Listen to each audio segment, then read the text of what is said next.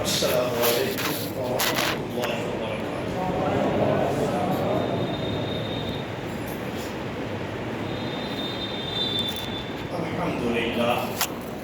الحمد لله رب العالمين والصلاة والسلام على رسوله الكريم وعلى آله وأصحابه أجمعين.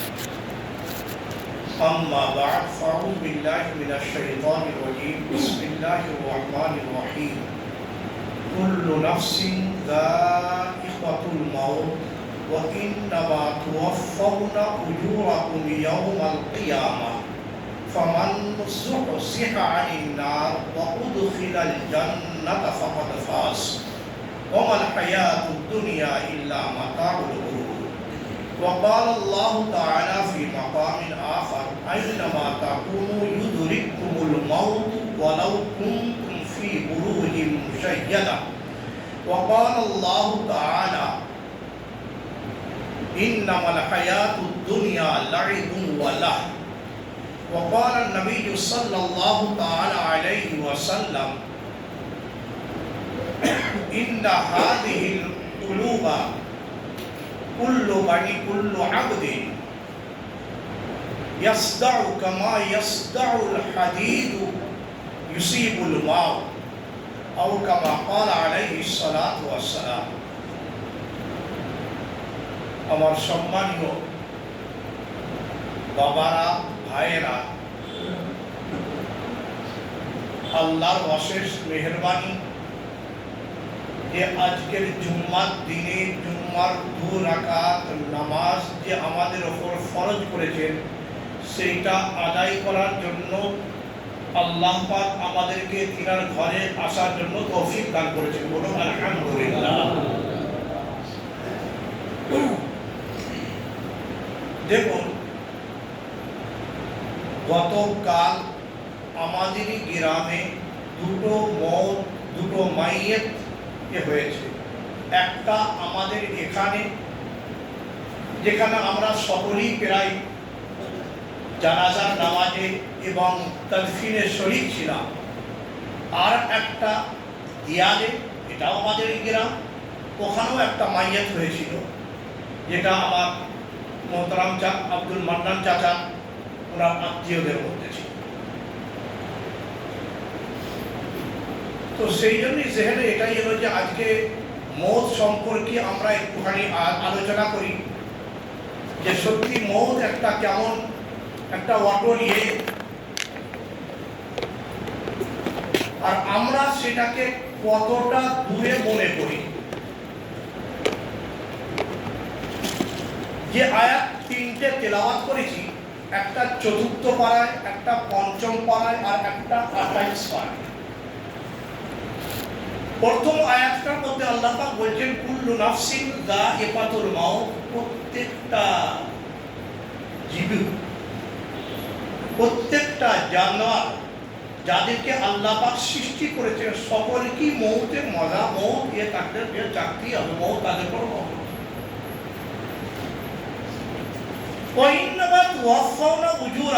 এবার তুমি তোমার জিন্দেগিতে যেমন ভাবে করবে, যেমন ভাবে জীবন যাপন করবে, তুমি সেইভাবেই তোমার তার বদলা তুমি পাবে। ফামান যুহসিহা আনিন নার ওয়া উদখিলাল জান্নাহ, যে জাহান্নাম থেকে বেঁচে গেল এবং জান্নাতে প্রবেশ করে গেল, ফাকাদ ফাজ, সেই হলো আসল কামিয়াব, সেই হলো সাফল্যবান। তাহলে কামিয়াবির মিয়ার যে মাপকাঠি কোরআন হাদিস আল্লাহর রাসূল যে বলছেন সেটা কি? যে জাহান্নাম থেকে বাঁচলো আর জান্নাতে গেল, সেই হলো কামিয়াব। এবার জাহান্নাম থেকে বাঁচবেটা কেমন করে আর জান্নাতে যাবে কি করে? আনতুম তাঈশুন কামা তাঈশুনা তামুতুন, তুমি যেমন ভাবে জীবন যাপন করবে মরণ তোমার ওই রকম ভাবেই হবে।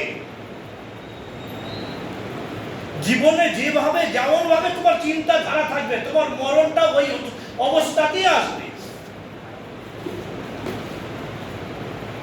যেমন গতকাল কি যে একটা দেয়ালে যে আমাদের মাইয়াতটা হয়েছে, শুনলাম আমি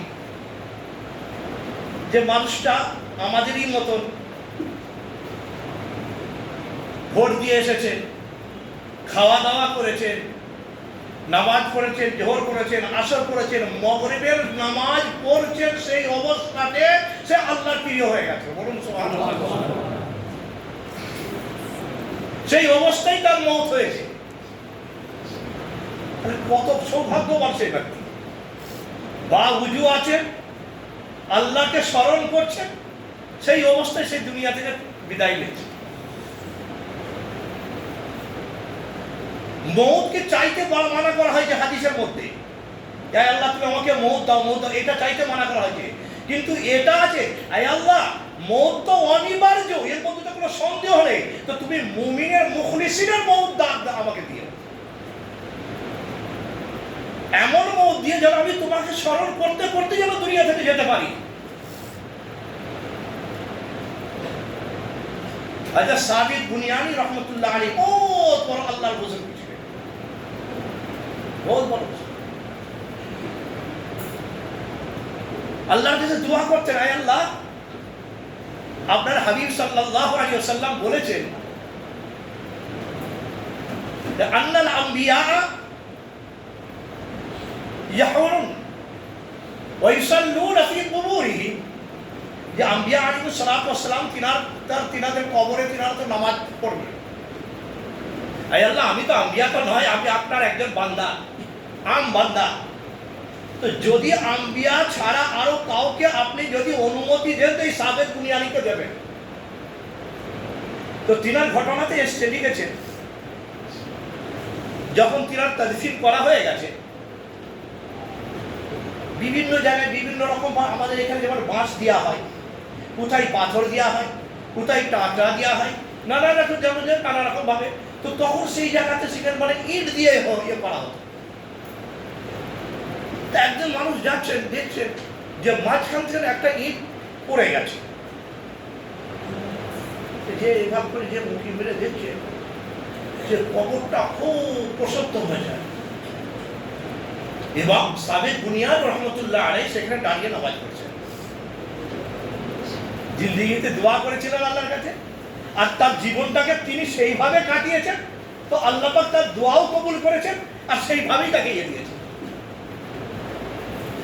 মওত আমরা বলে থাকি ভাই অমুক আচানক মওত হয়ে গেল, মওত আচানক আসেনি, মওত আচানক কাউরের আসেনি। আপনি বলবেন কেমন? দুটো কথা অবশ্যই তো আমরা সকলে ইনসান জানে যে মওত অনিবার্য, মওত হবেই, আর মওত কখন হবে সেটা কেউ জানে না। এটা জানি না কি ভাই, তুই জানি কাউকে কি বলে দিয়েছে যে মওত কখন হবে? তাহলে দুটো কথা আমরা ইয়কিনের সাথে জানি যে মওত অবশ্যই হবে, এবং কখন হবে সেটা কেউ জানি না। তাহলে মওতটা আচানকটা কি করে হলো? হ্যাঁ, তার জন্য তৈরি সব সময় থাকতে হবে, এইটাই হলো সবচেয়ে বড় আমল। সাইয়্যিদনা হযরত নূহ আলাইহিস সালাতু ওয়াস সালাম, আল্লাহর কত বড় নবী রাসূল, 1400 বছর আল্লাহ পাক তিনাকে হায়াত দান করেছিলেন, আর তার মধ্যে তো 950 বছর আমরা যেটা শুনেছি, খালি 950 বছর তিনি তাবলীগ করেছেন। কি ভাই, তাই তো? 950 বছর খালি তাবলীগ করেছেন, আর 1400 বছরের বেশি তিনাকে আল্লাহ পাক হায়াত দিয়েছিলেন। হযরত জিবরাইল আলাইহিস সালাতু ওয়াস সালাম আল্লাহ দূত নিয়ে আসতে পারবেন আম্বিয়াদের কাছে, এসে জিজ্ঞাসা করছেন, আপনি তো আল্লাহর নবী, আল্লাহর রাসূল, আচ্ছা জীবনটা তো আপনাকে এত লম্বা দিয়েছেন, আপনি জীবনটা কেমন পেলেন, কেমন মনে হচ্ছে, কেমন অনুভব করলেন? হযরত নূহ আলাইহিস সালাতু ওয়াস সালাম বলছেন যে আমার এই 1400 বছর জীবনটা যেন এমন মনে হলো যেন আমি একটা ঘরের মধ্যে দুই দিকে দুটো দরজা, একটা দরজা দিয়ে আমি প্রবেশ করলাম, আর একটা দরজা দিয়ে আমি দ্বিতীয়টা দিয়ে আমি বের হয়ে গেলাম। চিন্তা করুন, তিনার জীবনটা 1400 বছরেরও বেশি, যদি তিনি সেইটাকে এইভাবে অনুভব করেন, মনে করেন যে আমি এক দরজা দিয়ে ঢুকলাম আর দ্বিতীয় দরজা দিয়ে যেন বেরিয়ে গেলাম, এইটাই আমার জীবনটা, তো আপনার আমার বয়সটা কত? 50, 60, 70, 80, আর তার উপরে যারা যে তখন তো মানুষে অপারক হয়ে যায়, খুব কমই আছে যে তারপরেও মানে সে ইবাদত রিয়াজত ঠিক মতন করতে পারে। ভাই আমার, আল্লাহ রাসূল সাল্লাল্লাহু আলাইহি ওয়াসাল্লাম বলছেন যে দেখো, ইন্নাল আবদা লিকুল্লি আবদিন, যে প্রত্যেকটা মানুষ, প্রত্যেকটা মানব তার দিলে জং পড়ে যায়, লোহারতে যেমন জং লেগে যায়, তার দিলে তো জং লেগে যায়। সাহাবীরা জিজ্ঞাসা করছেন, ইয়া রাসূলুল্লাহ, যে জংটা লাগে তো সেইটাকে দূর কেমন করে করবে? লোহাতে তো জং লাগলে সেটাকে তো দিয়ে ঘষা হয়, মাজা হয়, তাতে পরিষ্কার করা হয়। আমাদের অন্তরে যে জংটা লাগবে আমরা সেটা কেমন করে করবো? আল্লাহ রাসূল বলছেন দুটো জিনিস এভাবে, কাসরাতু যিকরিল মাউত, মৌতকে অত্যাধিক করে স্মরণ করো, মৌতকে অত্যাধিক করে স্মরণ করো। দুনিয়ার আর হাজমিল লাজ্জাত, তোমার দুনিয়ার যে ভাগ ভালোবাসা মহব্বত কম হয়ে যাবে।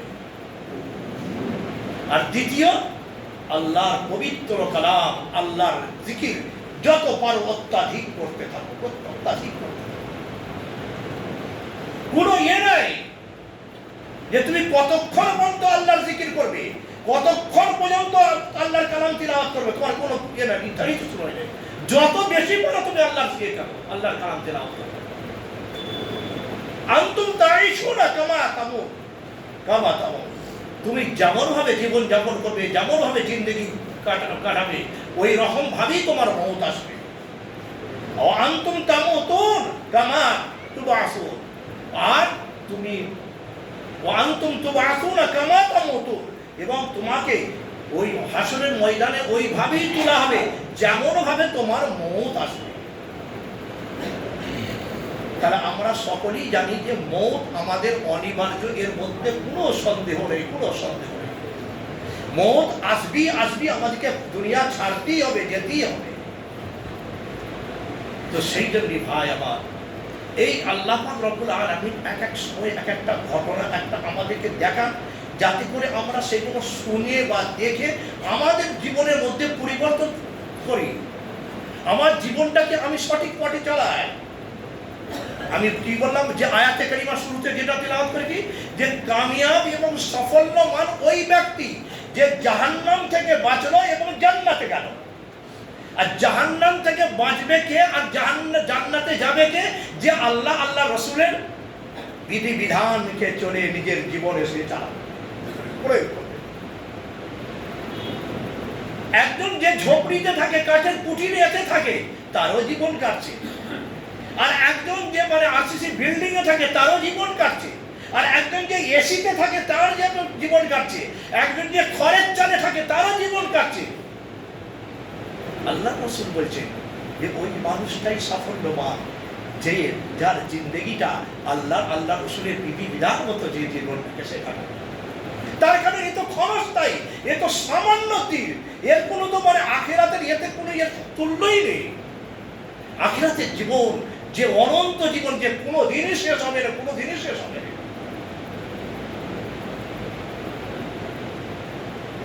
হযরত মাওলানা আশরাফ আলী থানভী রাহমাতুল্লাহ আলাইহি কুদ্দিসা সিররু, কত বড় মানুষ জানেন? জান্নাতে আল্লাহ পাক তিনাকে যে দরজা দান করেছেন, সেই তিনার ঘরের এতে লেখা রয়েছে বাবুল ইলম। আপনারা বলবেন বলে হামেশা তুমি কি যে দেখেছে এই জায়গাটা কি যে তার চাইতে লেখা রয়েছে? না, আপনার আমার মতো ধরুন, আল্লাহ পাক জিনাদেরকে সেই নিগাহের কলব দান করেছেন, তিনারা মানে মুশাহাদাতের মধ্যে দেখেন। তো সেই মাওলানা আশরাফ আলী থানভী রহমতুল্লাহ আলাইহি একজন মুরিদ, লখনৌর শহর আছে সিটি, তার কাছাকাছি নিকটে বাড়ি। একবার তিনার তখনকার যুগে তো আর মানে ফোন থাকে না যে ফোন করে হক করে জিজ্ঞাসা করে নেবে, তখন ওই লিটার চিঠি লেখা হতো বা টেলিগ্রাফ, এটাই ছিল। তো চিঠি লিখছে যে হযরত, আমাকে খুব তাড়াতাড়ি রাগ এসে যায়, কথায় কথায় আমার রাগ এসে যায়, তো কি করবো, এমন একটা নুসখা আমাকে দেন যেটা আমি তার উপর আমল করলে আমার এই যে বিমারিটা আছে এটা যেন দূর হয়ে যায়, এই চট করে রেগেটা যেন এটা যেন শেষ হয়ে যায়। হযরত মাওলানা আশরাফ আলী থানভী রহমতুল্লাহ আলাইহি তিনার চিঠি পড়ার পর তিনি জবাবে লিখছেন যে দেখো, লখনৌ সিটির মধ্যে একজন হাকিম সাহেব আছে, তুমি সেও আমার মুরিদ, তুমি তার মজলিসে চলে যাবে আর সেখানে তিনার অনুমতি নিয়ে সেই জায়গা তার মজলিসে বসবে। দেখো, সে তো হাকিম সাহেব, তার কাছে সবসময় পেশেন্ট আসতে থাকে, লোক, সে তার নার্স দেখবে, তাকে ওষুধ দেবে, তার কি রোগ হয়েছে সে দেখবে। তুমি তো তোমার ওসব কি, তুমি অনুমতি নিয়ে তার কাছে বসে থাকবে, তোমাকে কিছু বলার দরকার। 15 দিন এইভাবে থাকবে, তারপরে আমাকে তুমি জবাব লিখবে যে তোমার মধ্যে কি পরিবর্তন এলো না এলো। আমার মতো যদি কমজোরি মান হতো তাহলে তোর বাবু বলেছে সেইখানে বসে হয়ে যাবে, আমি সেটাই চিন্তা করতাম। কিন্তু তিনাদের আকীদা, তিনাদের ধারক বিশ্বাস আল্লাহ রসুলের অনুগতকারীদের উপর সেই রকম ছিল। তিনি বলে দিয়েছেন ঠিক আছে, ঠিকানা খুঁজে খুঁজে খুঁজে খুঁজে সেখানে গিয়ে পৌঁছানোর পর জিজ্ঞাসা করেন এবং অনুমতি নিয়ে তিনার সেই মজলিসে বসে যায়। ইনিও কিছু যে বলেননি যে আমি কেন এসেছি, আর উনিও কিছু জিজ্ঞাসাও করেননি যে কেন তুমি এসেছো, অনুমতি নিয়ে বসে আছে। 15 দিন যখন কেটে গেছে, তারপর হযরত মাওলানা আশরাফ আলী থানভী রহমতুল্লাহ আলাইহি চিঠি লিখছেন, ওই মুরিদ, হুজুর, আল্লাহর ফজল ও করমে আমার রাগ একদম কাফুর হয়ে গেছে, একদম দূর হয়ে গেছে, কোনো রাগই আর নাই।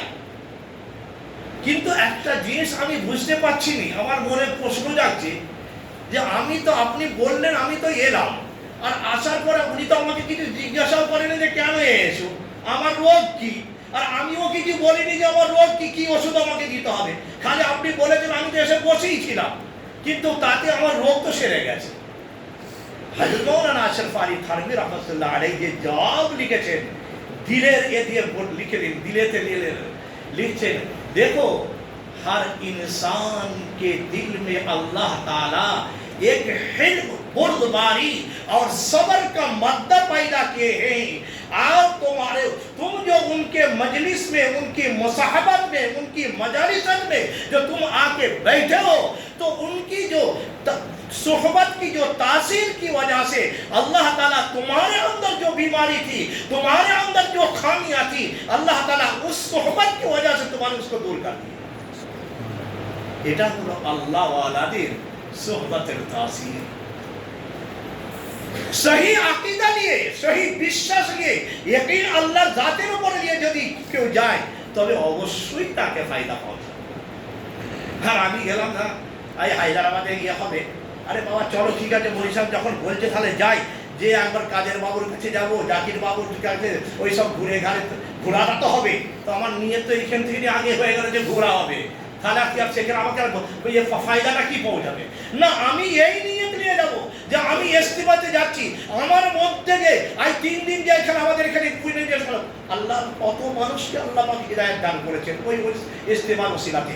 যে যেমন ভাবে যেমন বর্তন নিয়ে যাবে, কেউ কাঠক পেয়ালা নিয়ে যায়, কেউ বালতি নিয়ে যায়, কেউ গামলা নিয়ে যায়, যে যেমন নিয়ে যায় তাকে সেইভাবেই আল্লাহ পাক দান করেন। আপনারা শুনেছেন হয়তো, দারুল উলুম দেওবন্দ আমাদের এশিয়ার মধ্যে দ্বীনি মাদ্রাসার মধ্যে সবচেয়ে বড় খানগি মাদ্রাসা। ওই মাদ্রাসার এই যে ঘটনা, শুরুতে হযরত মাওলানা কাসিম নানতুবি রহমতুল্লাহ আলাইহি, যিনি ওই মাদ্রাসার বাণী, তিনি আল্লাহ রাসূল সাল্লাল্লাহু আলাইহি সাল্লাম ওইখানে মেন গেট দিয়ে যখন মানে ঢোকা হয়, তার ডান সাইডে একটা কুয়া আছে, সেটাকে মুনসারি কুয়া বলা হয়। আর ওতে এখন মানে টিউবওয়েল করে লাগে, যেটা টিউবওয়েল লাগিয়ে করে পানি। তো আল্লাহ রাসূল সাল্লাল্লাহু আলাইহি ওয়াসাল্লাম ওই জায়গাটাতে একটা ছড়ি নিয়ে মানে ওইখানটাতে করে দিয়েছেন, কি বলে, গন্ডি দিয়ে দিয়েছিলেন যে এই জায়গাটাই মাদ্রাসা। আর সেইটাকে 9 দ্বারা বলা হয়, 9টা দরজা সেখানে আছে। আমরা পরের জামানাতে ইয়াদ না হলে সেইখানে গিয়ে বসে বসে, আর হিফজের চেরারা তো 24 ঘন্টা সেখানেই বসে বসে পড়ে, সেই জায়গার যে বরকতে আল্লাহ পাক মানে জেহেন খুলে যায় এবং ইয়াদই হয়ে যায়। তো হযরত মাওলানা কাসিম নানতুবি রহমাতুল্লাহ আলাইহি ওই যে মুনসারিরে আল্লাহ রাসূল সাল্লাল্লাহু আলাইহি ওয়াসাল্লাম ওই রাতে এক রাতে তিনি তিনার দস্তে মুবারকের দ্বারাই মানে ওখান থেকে দুধ বেটেছিলেন। কেউ ছোট পিয়ারা নিয়ে গিয়েছিল, কেউ বড় পিয়ারা, কেউ গামলা, কেউ বালতি, যে যেমন নিয়ে গেছে। মুফাসসির তারপরে এনারা মানে তাবির করেছেন যে যেমন জিনিস নিয়ে গেছেন সে ওখান থেকে অতটা এলিম হাসিল করবে। অনুরূপ আমি কোনো আল্লাহর নেক বান্দা বুজুর্গ আল্লাহ এর কাছে আমি যেমন আকীদা নিয়ে যাব, যেমন বিশ্বাস নিয়ে যাব আল্লাহর ওস্তা দিয়ে, তো আল্লাহ পাক বিনার দ্বারাতে আমাকে সেইভাবেই ফায়দা পৌঁছাবে। তো যাই হোক ভাইয়েরা আমার, জিন্দেগি বড় মূল্যবান, মুমিনের জিন্দেগি বড় মূল্যবান।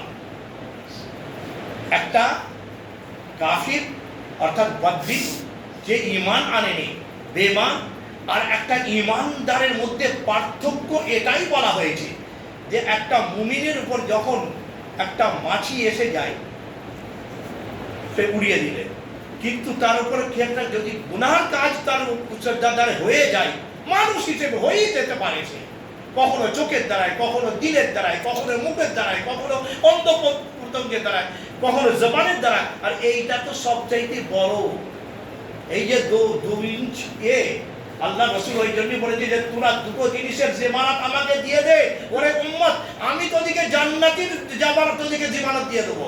তাই দুটো জিনিসের মধ্যে হচ্ছে এই একটা, এই যে 2 ইঞ্চি জবান, জারাহাতুস সিনানি লাল কিয়াম ওয়ালা ইয়ালতামু মা জারাহাল লিসান।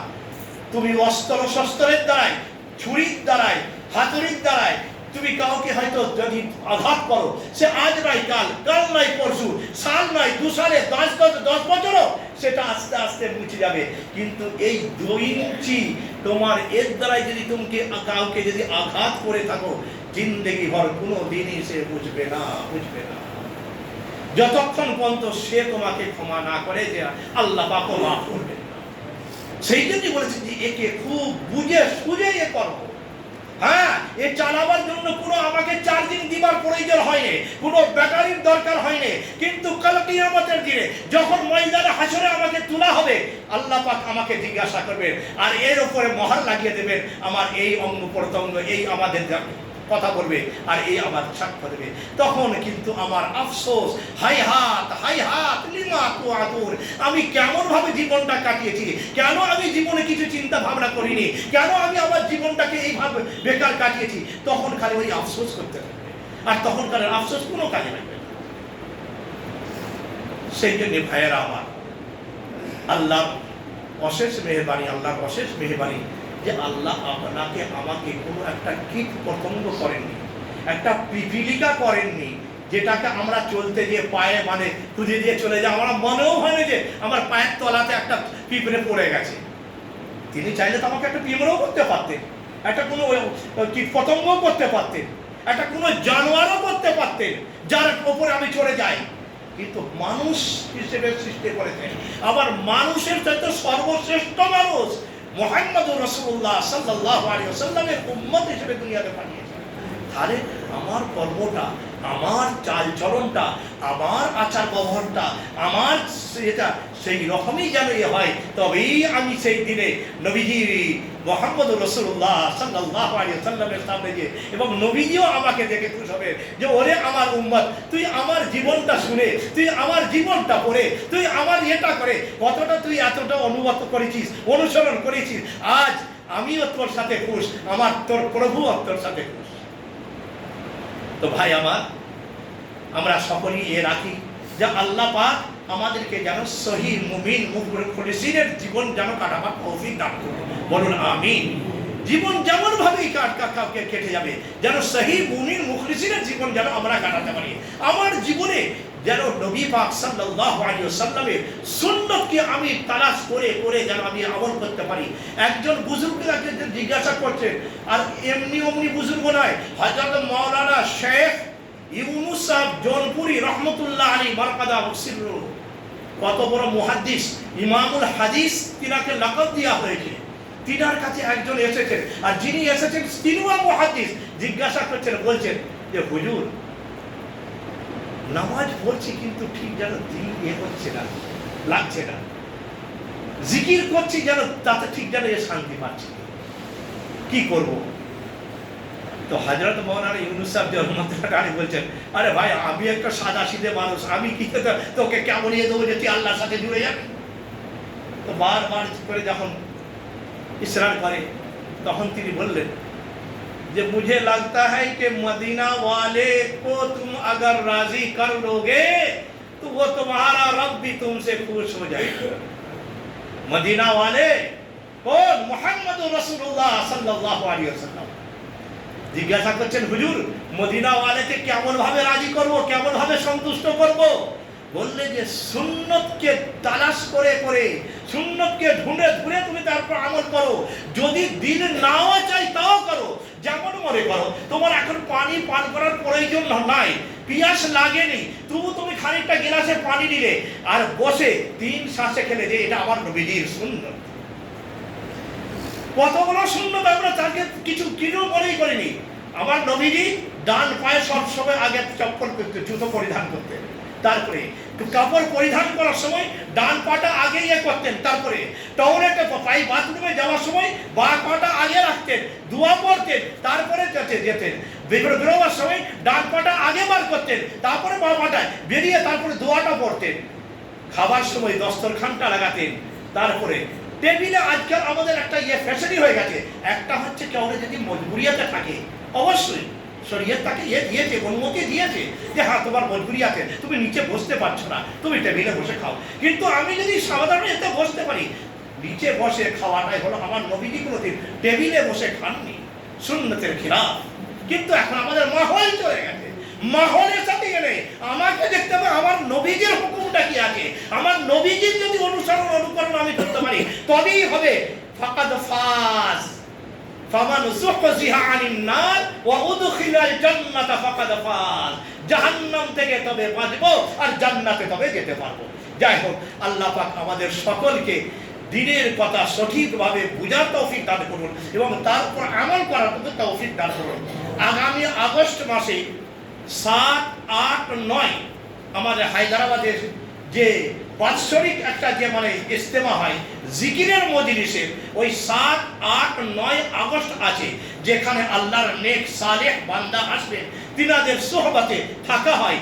তো আপনাদেরকেও আমি আবেদন করছি যে আমরা আমাদের কাজকে আগে পিছিয়ে করে আমরা চেষ্টা করব যে মানে আমরা যদি এখান থেকে বলে কোনো 5 তারিখের টিকিট বানাই, তাহলে 6 তারিখে গিয়ে পৌঁছাবো, আর 7 তারিখে যেহেতু তাহাজ্জুদ থেকে আমাদের প্রোগ্রাম শুরু হয়ে যায়, তাহলে আমি সেই প্রোগ্রামের শরীক হতে পারবো। আল্লাহ পাক আমাদের সকলকে আল্লাহ ওয়ালাদের নেক সোহবতে যাওয়ার এবং বসার এবং আল্লাহর নৈকট্য লাভ করার আমাদেরকে তৌফিক দান করুন। ওয়া আখিরু দাওয়ানা আলহামদুলিল্লাহি রাব্বিল আলামিন।